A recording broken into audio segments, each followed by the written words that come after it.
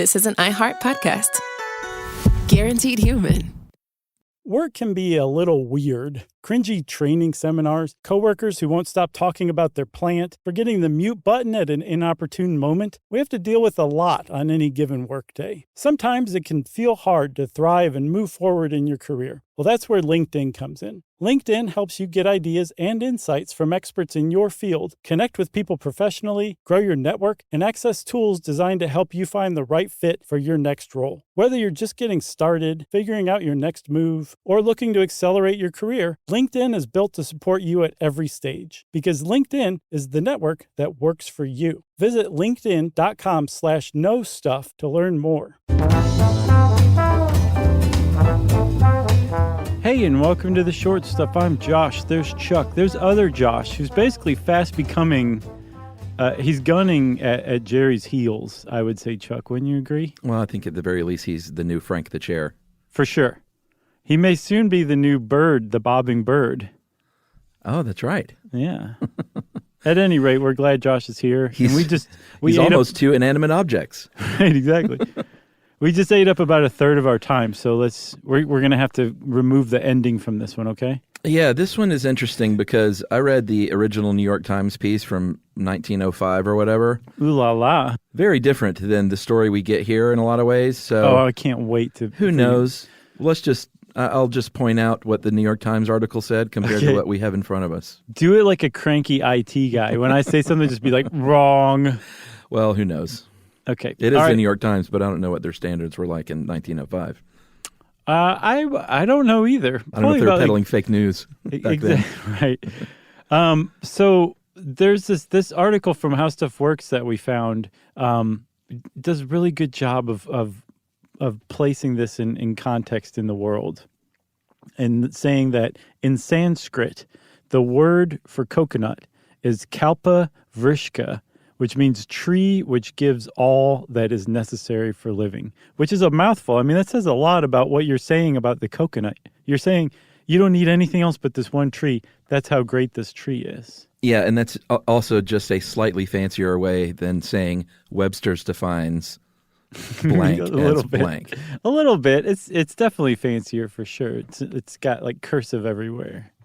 But the whole point is that coconuts are pretty fun and good to eat and offer a decent amount of nutrition. It is. It turns out, though, that the Sanskrit saying is quite wrong. Like, it's not everything you need. You couldn't just subsist on coconuts. And there was actually a guy who was born in 1875 named August Engelhardt who basically proved that. Inadvertently, it wasn't his intention to prove that the Sanskrit term was wrong, but he actually took it to heart.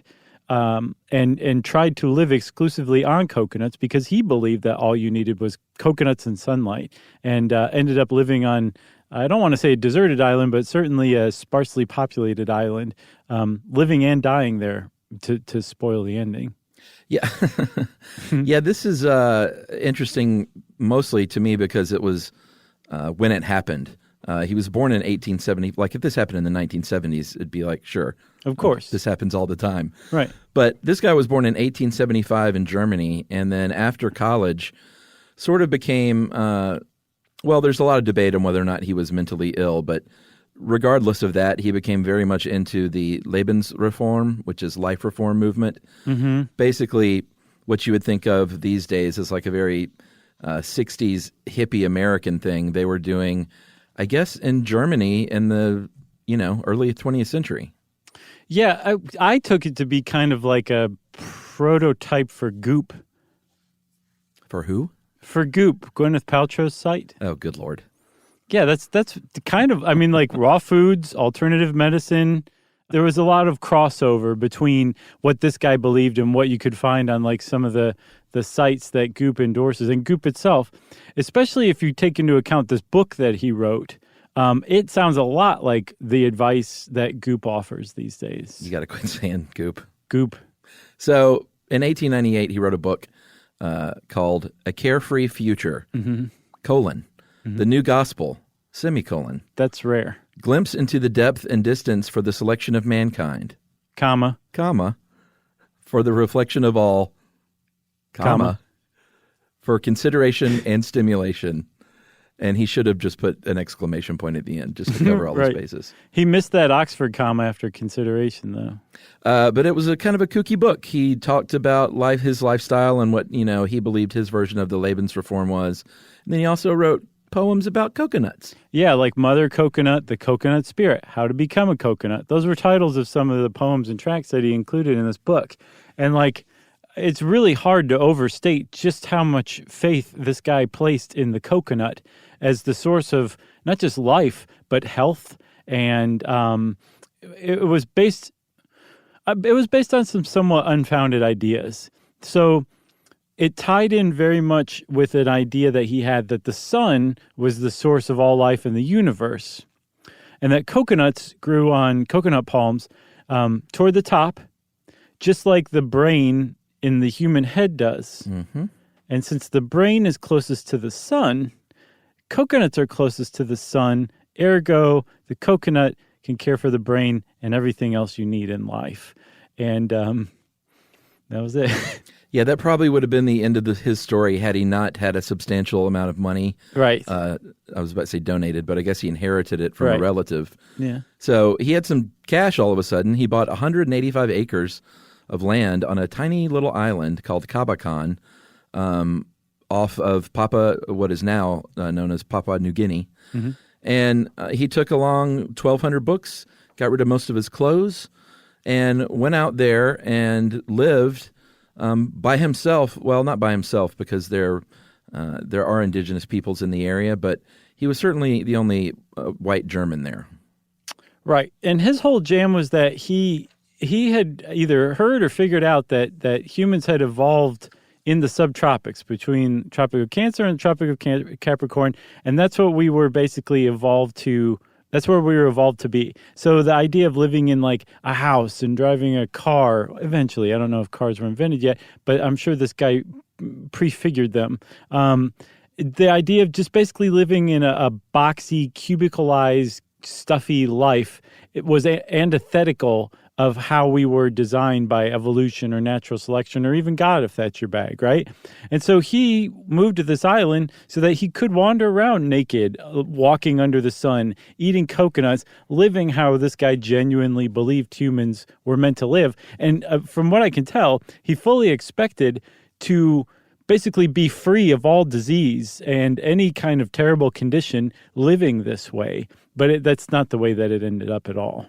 No, because first of all, coconuts, you cannot live on coconut alone. Mm-hmm. They do have a lot of good stuff in there. They have good carbs and fat and stuff like that. Sure. But they lack a lot of vitamins, notably B12, B6, A, K, calcium, and protein. There's a little bit of protein, about 3 grams or so. Ooh. But that's not very much protein. So if you're going to eat enough coconuts to supply your body, and he was about 5'8", didn't weigh a lot and weighed increasingly less as time went on, obviously. For sure. He would have had to have been eating, between 14 and 18 coconuts a day. That's a lot of coconuts. But I mean, if that's all you're doing, if you're wandering around naked on an island, reading some books, you got time to eat 14 to 18 coconuts a day. So he could have, but it's not clear that he knew he needed to eat that amount. And it's also not clear that he would have responded to that information. So he didn't. And he started to wither away, which, as you said, probably would have been the end of the story had this guy actually not managed to convince other people through his book and then through correspondence with them to come join him. And so people started to show up on this island. And we'll talk about what happened after that, after this.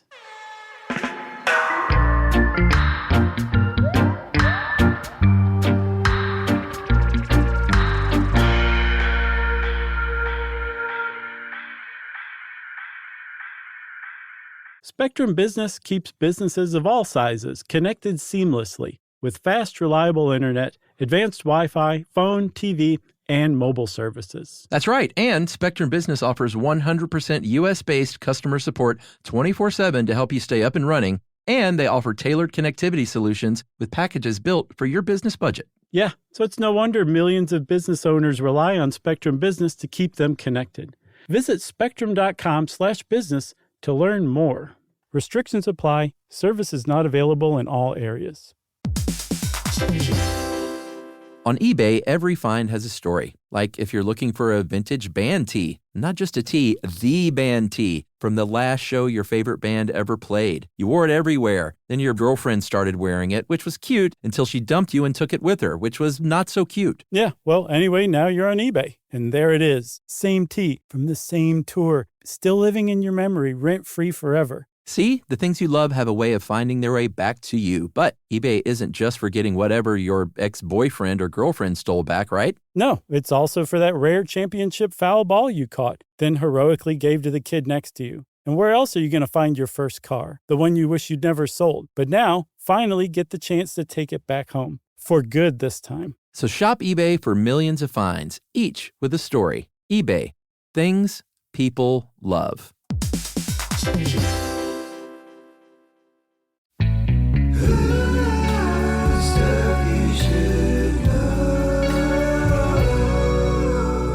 All right, so this is where the New York Times story has diverged already. Okay. They wrote an article, and everyone, if you don't know that the New York Times has pretty much every article they've ever written scanned online. It's kind of great. Yeah, it's pretty boss. So there was an article called Failure of a Womanless Eden in the Pacific, a strange story from the South Seas. That's a great title. As the New York Times tells it, only 2 people joined the Sonnenorden cult, the Order of the Sun cult. This article that we have says, and I'm inclined to go with ours because, investigative journalism has gotten better since 1905. Well, yeah. But the New York Times said a boat showed up in the end that he thought was going to be full of like 20 people, and there was only 2 guys. The rest of the people got word that the island was full of cannibals and decided not to show up, which, if that's wrong, it sounds like it was completely made up by the writer, because our thing says that about 15 people showed up and took their clothes off and were basically like, let's do this. They did agree on the two dudes, though. One guy's name was Heinrich Eukens. He was 24 years old. He was a vegetarian, and he was way down with this.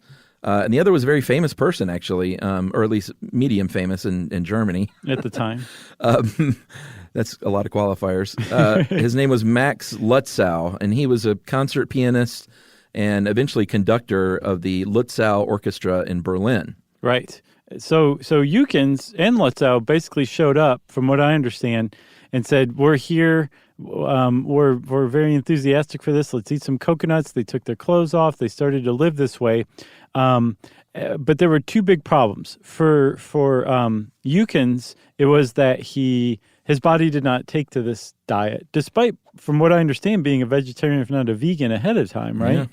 Still, the coconuts got him. Maybe he had an allergy. Maybe he got too much sun. Who knows? But he died. This article from How Stuff Works puts it, he dropped dead within weeks of showing up and starting this coconut subsistence. New York Times confirms that. Okay, good. All right. So we've got a fact. We've unearthed a fact here. It's double sourced. Unless our How Stuff Works article used that New York Times as a source. Right. That's how facts get generated. And then the other guy, Lutzow, the conductor, he was doing fine, and apparently he got along with August Engelhardt, the leader of this cult. But he also they had varying tastes in music, and that actually created a bit of tension between the 2. Yeah, apparently Engelhardt hated Batzet. I think Lutzow loved Batzet. And it says that Lutzow brought his music collection. The only thing I can figure is that he was a violinist as well, that he brought a violin. I don't know. He could have brought like one of those cranky gramophones. Maybe. Or maybe a bird with a beak like Flintstone style. Or maybe a person dressed like a bird who could take direction really well. Yeah, maybe he did bring records. If August Engelhardt brought 1,200 books, he could certainly bring a crank-up record player. Sure. So maybe that's what happened. But they got, the way the New York Times described it is they started getting into arguments about music. And because it was just the 2 of them, according to that article, it's going to get a little crazy after a while. Right. And Lutzow was like, I don't want to spend the night next to you tonight. And he applied for permission, supposedly, with Engelhardt to go spend the night on a missionary boat that was nearby at one of the other. There was a bunch of islands around. And I guess Englehart granted him this. He went on board this boat. He spent the night. He would refuse to eat any of the food that they had. And apparently there was a storm that prevented him from getting back to his coconut paradise, and he died. Yes, he died. And if two people showed up, 100% of the visitors died. But even if there were more, and this How Stuff Works article is right, because this guy, August Englehart, he carried on even after these two deaths for more than a decade beyond that New York Times article. So maybe more people showed up afterward, and that accounts for the discrepancy. But as this How Stuff Works article tells it, more people showed up, more people died from things like dehydration, heat stroke, and then this is tough to swallow. If it is true, then there is a creator God who does take pleasure in messing with us. But somebody died from being hit by a coconut. Somebody in the coconut worshiping cult died from being died from a coconut injury. Which happens. Sure, it does. But I mean, imagine traveling from Germany in the 19th century, early 20th century, showing up to eat nothing but coconuts and then dying because a coconut hit you on the head. Pretty ironic. It is pretty ironic. So August Englehart himself died too, but he hung on for a really long time, considering he had the true grit of somebody who really would have just eaten coconuts, from what I can tell. Yeah, I mean, there are some pictures, some rare photos at the time from people who, I guess, were nearby, and he looked awful. He looked like you would expect someone to look. Sure. They describe him as a bearded bag of bones. There were lesions on his body. It was clear that he was suffering from severe malnutrition. As the New York Times tells it, he eventually was one of these missionary boats came and got him and literally wrestled him onto a boat where he fought them physically as best he could while they tried to care for him. It's probably not much. No, until he jumped off the boat to swim back to the island where he died. According to our article, and perhaps further, more accurate research, he did go on that boat. He was kind of nursed back to semi-health and then left again, went back to the island, survived until 1914, and then because of World War I, he was captured as a prisoner of war, released from camp when they realized he was mentally ill. They're like, wait, what is this about coconuts you're saying? And he carried on apparently until 1919. Okay, all right. When he died at the age of 44, weighing less than 70 pounds. So this guy did this for like maybe 20 years-ish. Yeah, I mean, 18 years. That's impressive, man. Hats off to this guy for that level of commitment. So that's the story of August Englehart. You can learn more about him on How Stuff Works. They wrote this article. I also want to just throw my 2 cents in and say I would put pretty decent money on the idea that Englehart spent at least a significant amount of time married to a coconut on that island. Probably so. Well, with that, everyone, we bid you adieu from Short Stuff. Stuff You Should Know is a production of iHeartRadio's How Stuff Works. For more podcasts from iHeartRadio, visit the iHeartRadio app, Apple Podcasts, or wherever you listen to your favorite shows.